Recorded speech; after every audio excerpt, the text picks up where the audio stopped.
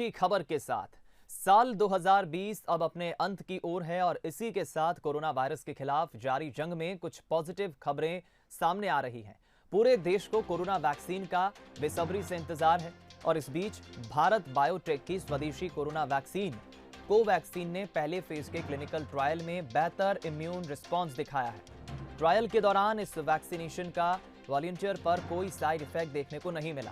पहले चरण के क्लिनिकल ट्रायल के अंतरिम नतीजों से पता चला है कि सभी आयु वर्ग के समूहों पर कोई गंभीर प्रभाव दवाई का देखने को नहीं मिला। विदेशी पोर्टल मेडआरएक्स ने दावा किया है कि वैक्सीन पूरी तरह से सेफ और इफेक्टिव है।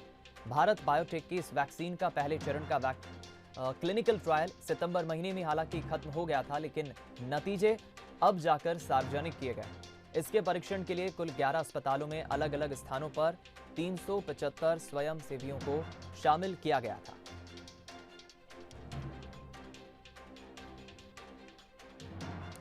तो अपने आप में यह अच्छी खबर है, साल के अंत में जाते जाते सामने आई है। कोवैक्सीन ये भारत की बायोटेक की स्वदेशी कोरोना वैक्सीन है और इसका पहले फेज के क्लिनिकल ट्रायल में बेहतर इम्यून रिस्पॉन्स दिखाया है। क्योंकि देखिए, हमें यह भी समझना जरूरी है कि भारत की कोशिश ये नहीं है कि कोरोना की वैक्सीन का इजाद करके या कोरोना वैक्सीन बना के पैसा कमाया जाए।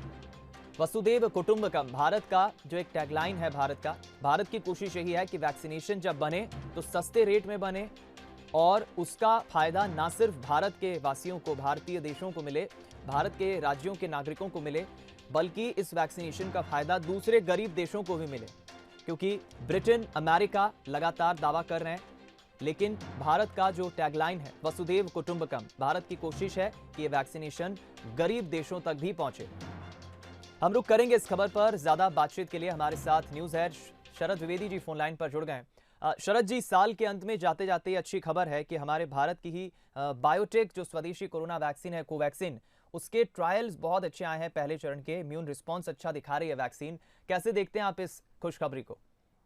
देखिए, ये वाकई बहुत अच्छी खबर है और जिस तरह से ये पेंडेमिक कोरोना पूरी दुनिया को जिसने हिलाया और अब हम ऐसा लग रहा है कि समाधान के दरवाजे पर खड़े हैं।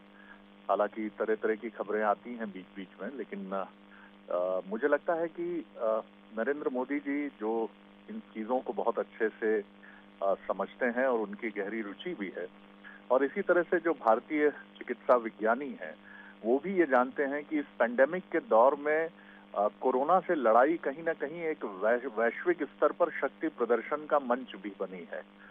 जिस देश ने सबसे पहले वैक्सीन बना ली या बहुत ही कम लागत में वैक्सीन बना ली और खुद अपनी जरूरतों को पूरा करने की दिशा में वो आगे बढ़ गया, उस देश का परचम पूरी दुनिया में लहरा गया है।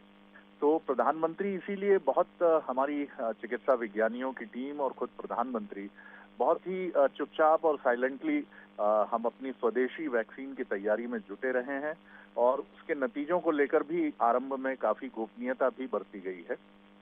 ये बात स्पष्ट थी कि वैक्सीन की तैयारी चल रही है, लेकिन उसको लेकर बहुत सारी चीजें सामने नहीं आई। लेकिन अब जिस तरह से ये ट्रायल के पहले दौर की सकारात्मक नतीजे हैं, ये बताते हैं कि भारत पेंडेमिक के इस दौर में दुनिया के सामने ये भी बताने के लिए खड़ा है कि हम अपनी न सिर्फ ऐसी समस्याओं से जूझ सकते हैं, बल्कि चिकित्सा और वैज्ञानिक जो आवश्यकताएं हैं उनके हिसाब से भी तेजी से आगे बढ़ सकते हैं। बिल्कुल ठीक कहा आपने शरद जी, बहुत बहुत धन्यवाद हमारे साथ इस खबर पर जुड़ने के लिए, बातचीत करने के लिए।